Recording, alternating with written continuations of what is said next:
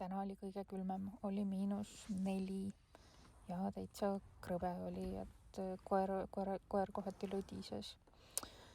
Ja hommikul ma kasutasin ka gaasipõletit, et saada kiiresti ruum soojaks, et hoidsin kuskil 2 minutit sees, sellest piisas, aken oli lahti. Ma ise leian, et see on ohutu. Seda saabki hoida ainult mõned minutid, et ta nagu kohe lööb ruumi soojaks. Ausõna, mul ei ole mitte mingisugust sitamaja fetišit, aga lihtsalt sellest 1 eurosest peldikust, õigemini sellest potist. Ma lihtsalt pidin tegema video, sest ma ei olnud enne sihukest asja näinud. Ma olin näinud mingeid elektroonilisi peldikupotte kuskil Jaapani ja Aasia muudes reisisaadetes ainult. Aga nüüd siis sain ise ühte kasutada. Muidugi hommikul ma olin nii, ikkagi unine ja uimane, et mõistus ei töötanud veel, et oleks võinud ju selle asja nagu sealt enne veega alla lasta ja siis nagu filmida. Aga ja õnneks ta haisu ei tunne, nii et pole hullu. Seni on enamustes tanklates olnud tasulised vetsud ja tasuda saab siis kas müntidega sularahas või siis kaardiga, ja kui kaardiga, siis nagu ainult see puutetundlik variant, et kuskile koodi toksida ei ole võimalik.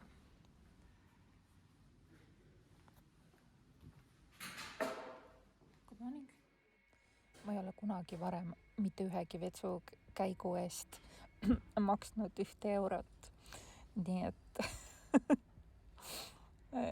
uus rekord on sündinud. Aga ma arvan, et see oli täiesti seda väärt, et sellise vetsu eest ma olen nõus isegi 1 euro maksma. Antud vets siis oli mingisuguses kompleksis, kus oli tankla, söögikoht, vist ööbimine oli ka seal ja selle söögikoha ja tankla juures siis oli siuke vets. Söögikoht ise oli hästi kallis, et nagu kohvi oli mingi 4 ja 5 eurot, et seal ma nagu mingit kohvi ei võtnud, vaid sõitsin edasi.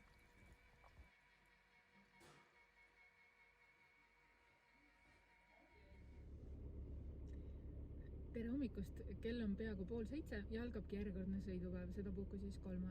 Minna lõppsihtpunktini on veel 1600 pudinate kilomeetrit. Ma loodan täna sõita ära sellest vähemalt pool ja siis pool jääb homseks ka ja homme on juba oluliselt soojem ja mõnusam. Et külm peaksin täna olema -4, öös oli ka, andis tunda. Aga lund ei saja ja see on hea, see tähendab, et sõita on tee peal mõnus. Prügi ma korjan sellistel autoreisidel alati leivasaiakottidesse, mis ma ise olen varemalt aasta jooksul kõrvale pannud. Mul ei teki neid palju, tekib nädalas kuskil 1-2 tükki. Need ma siis panen kõrvale ja siis sinna hiljem kogun prügi. Aga Saksamaa oli täna selline, et hommik oli udu, hästi suur udu ja siis edasi oli lumi. Õnneks seda lund juurde ei sadanud, et kohati oli väga muinasjutuline.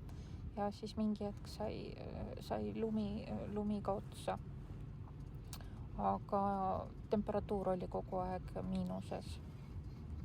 Tänane sõit oli rahulik, kuna möödus suuremalt jaolt põllumajanduspiirkonnas. Siin ma tegin jälle ühe pausi, et tankida koera ja lasta tal ennast kergendada. Koeral oli täna öösel päriselt külm, et kohe ta ikka vaeseke värises, et minu viga ma oleks pidanud mõtlema talle mingisuguse kombe, et tal on küll tekk, aga tekid ajab aeg-ajalt pealt ära ja siis ongi nagu jama, et siis ta ei oska ise uuesti sinna alla minna. Et üks asi, millele oleks pidanud mõtlema, et see -4 oli sellele vanale koerale ikka natukene liiga palju. Ma ise mõtlesin, et kui tal on paks karv ja tal on ka aluskarv, sest ta kodus on päris palju ka õues, et siis on kõik korras, aga niiviisi lihtsalt ühe koha peal olla hakkab loomal ikka täpselt samamoodi külm nagu inimesel, olgu see karv siis milline tahes, et kui ta just mõmmik ei ole, siis et väheks. Siis on ikka mingit lisaasja vaja. Prantsusmaale jõudsime jälle niimoodi, et arugi ei saanud. Kui olin Laks ja Prantsusmaal, sest mingit piiri ei ole. Tahtsin veel enne Saksamaal tankida, aga oli juba liiga hilja selle jaoks. Alguses oli ilus Grüne, siis oli natuke getolik ja edasi tulid pisikesed külad, mäed ja maalilised vaated. Need väiksed külad oma kirikute ja vanade hoonetega olid nii toredad. Sõidukeid oli tegelikult vähe, et sai mõnusalt rahulikult sõita, et väga mõnus oli. selgus ka see, et päris suur osa prantslasi tõepoolest ei räägi inglise keelt. Ma ei saa aru, mida nad seal koolis õpivad, et mul endal olid väiksed probleemid, mida oli vaja lahendada ja nõu küsida ja siis ei saanud ma kohe nagu abi. Ma olin hädas tankimisega, sellepärast et diislipump justkui oli, aga seal nimekirjas justkui diislit ei olnud.